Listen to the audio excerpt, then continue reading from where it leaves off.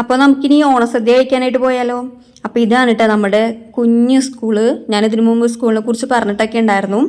ഇത് ടീച്ചേഴ്സും പിള്ളേരും കൂടി ഉണ്ടാക്കിയെടുത്ത ഒരു ചെണ്ടുമല്ലി കൃഷിയാണ് കേട്ടോ. അപ്പോൾ ഇതിൽ നിന്ന് തന്നെയാണ് അവർ പൂക്കളത്തിനായിട്ട് പൂ പൊട്ടിച്ചിട്ടുണ്ടായിരുന്നത്.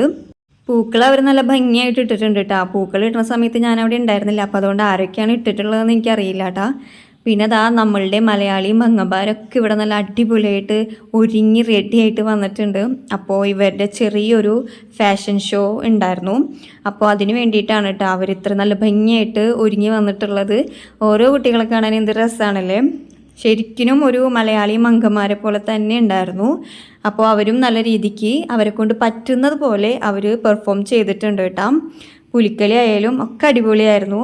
എനിക്ക് ഏറ്റവും കൂടുതൽ ഇഷ്ടപ്പെട്ടത് ഈ ഒരു കൊച്ചിൻ്റെയാണ്. നല്ല രസമായിട്ട് ആ കുട്ടി പെർഫോം ചെയ്തിട്ടുണ്ട്. പിന്നെ അത് കഴിഞ്ഞിട്ട് പിള്ളേരെ സ്പൂൺ റൈസ്, കസാരോട്ടം, വടംവലി, അങ്ങനെ കുറേ പരിപാടികളുണ്ടായിരുന്നു. പിന്നെ അത് കഴിഞ്ഞിട്ട് എല്ലാവരും ഫുഡ് കഴിക്കാനായിട്ട് ഇരുന്നു കേട്ടോ. ഇത് സ്കൂളിലത്തെ പിള്ളേർക്ക് മാത്രമുള്ള ഒരു സെലിബ്രേഷൻ അല്ല കേട്ടോ. വീട്ടിൽ ആരൊക്കെ ഉണ്ടോ അവർക്ക് എല്ലാവർക്കും വരാം. വീട്ടുകാർക്കും നാട്ടുകാർക്കും എല്ലാവർക്കും കൂടിയിട്ടുള്ള ഒരു നല്ല അടിപൊളി വലിയൊരു സദ്യയാണ്.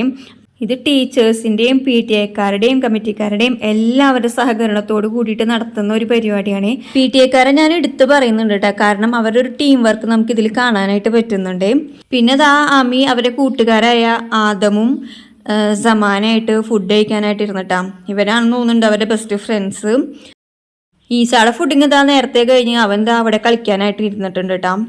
അപ്പോൾ ഇവരുടെ രണ്ടുപേരും സേഫായ സ്ഥിതിക്ക് ഇനി ഞാൻ ഫുഡ് കഴിക്കട്ടെ. അപ്പോൾ ഇതൊക്കെയാണ് കറികൾ. കുറച്ചുകൂടി കറികൾ വരാനുണ്ട്. പിന്നെ പായസം ഉണ്ടായിരുന്നു കേട്ടോ, നല്ല അടിപൊളി പാലട പായസമായിരുന്നു. പിന്നെ ഇതാണ് നമ്മളുടെ പ്രിൻസിപ്പൾ ആയിട്ടുള്ള സിന്ധു ടീച്ചർ. നമ്മുടെ പ്രിൻസിപ്പൾ എന്നൊക്കെ പറഞ്ഞു കഴിഞ്ഞാൽ ഒരു പേടി സ്വപ്നമായിരുന്നല്ലേ. പക്ഷെ ഇപ്പോഴത്തെ പ്രിൻസിപ്പൾ നല്ല വൈബാണ്. അതുപോലെ ഒരാളാണ് കേട്ടോ സിന്ധു ടീച്ചറും. ഡാൻസിനായാലും പാട്ടിനായാലും പിള്ളേരോടൊപ്പം നിൽക്കുന്ന ഒരു വൈബ് ടീച്ചറാണ് കേട്ടോ. പിള്ളേർക്ക് എന്തൊക്കെ കഴിവുകളുണ്ടോ അതെല്ലാം പുറത്തെടുക്കാൻ നോക്കുന്ന ഒരു പ്രിൻസിപ്പളും കുറച്ച് ടീച്ചേഴ്സാണ് കേട്ടോ നമ്മുടെ ഈ ഒരു കുഞ്ഞു സ്കൂളിലായിട്ടുള്ളത്. അപ്പോൾ ഇവരുടെ ഈ ഒരു ഡാൻസോട് കൂടി നമ്മളുടെ ഈ പരിപാടി ഇവിടെ അവസാനിക്കുകയാണേ. അപ്പോൾ എല്ലാവർക്കും ഞങ്ങളുടെ ഓണാശംസകൾ.